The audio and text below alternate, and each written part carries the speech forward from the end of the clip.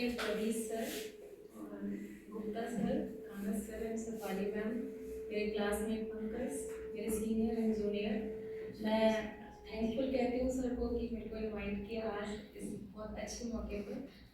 तो मैं शुरू से बताना चाहूँगी मेरी जर्नी में कि ज्योग्राफी कैसे आई। मैं मैथमेटिक्स में लेना चाहती थी 10th के बाद, तो मैंने मैथ्स लिया। मैंने 1 महीने क्लास ली, मेरे भैया ने कहा कि नहीं तुमसे मैथ्स में नहीं होगा, तुम आर्ट्स लो। तो मैंने आर्ट्स में मेरे को सब्जेक्ट चूज़ किए, उसमें भी इंग्लिश लिटरेचर, हिस्ट्री और इकोनॉमिक्स। तो क्या हुआ कि 12th में मेरे हिस्ट्री में नंबर बहुत कम आ गए थे, उससे ऐसे परसेंटेज तो मेरा 78 था, लेकिन उसकी वजह से मैंने सोचा कि हिस्ट्री को मैं हटा देती हूँ, मुझे कोई और सब्जेक्ट लेना है ग्रेजुएशन में। तो मैं बैठी हुई थी कॉलेज में, तो मेरी फ्रेंड की, मैंने पूछा, वो फॉर्म होता है ना कॉलेज वाला, तो मैंने पूछा कि यार कौन सा सब्जेक्ट लूँ जो मेरे को सिविल सर्विस में भी थोड़ा आगे हेल्प करे, जिससे मेरा जीके अच्छा होता है। तो उसने बोला कि पॉलिटिकल साइंस ले लो। मैंने कहा नहीं नहीं नहीं।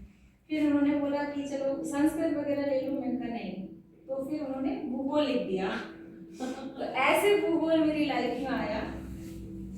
फिर क्लास में गई फर्स्ट ईयर में, तो कुछ समझ नहीं आता था क्योंकि वर्ल्ड मैप पहली बार देख रहे हैं, इतने सारे देश, फिर एशिया के भी कंट्रीज याद करो, बहुत अजीब सा लगता था।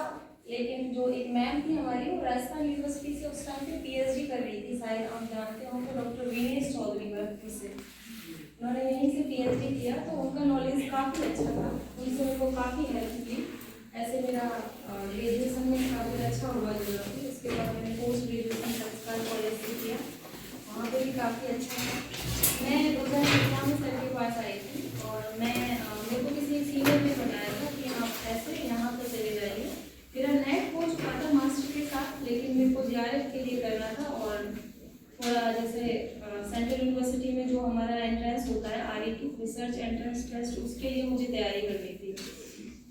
तो सर के पास में आई, बस हाथ दुख जाते थे लिखते लिखते, पेन खत्म हो जाते थे, पर हाँ इंटरेस्ट आने लगा क्योंकि ऑलरेडी बेसिक्स मेरे ग्रेजुएशन में और पीजी में क्लियर थे। उसके बाद मैंने 2021 वाला असिस्टेंट प्रोफेसर भी दिया, लेकिन मैं एक्चुअली बीएचयू चली गई थी, वहाँ पे एमपी किया मैंने 1 साल का। उसके बाद मैं रिसर्च में थी, तो वहाँ पे रिसर्च का माहौल है, इसलिए मैं कंपटीशन नहीं कर पाई वहाँ पे साथ रहते हुए।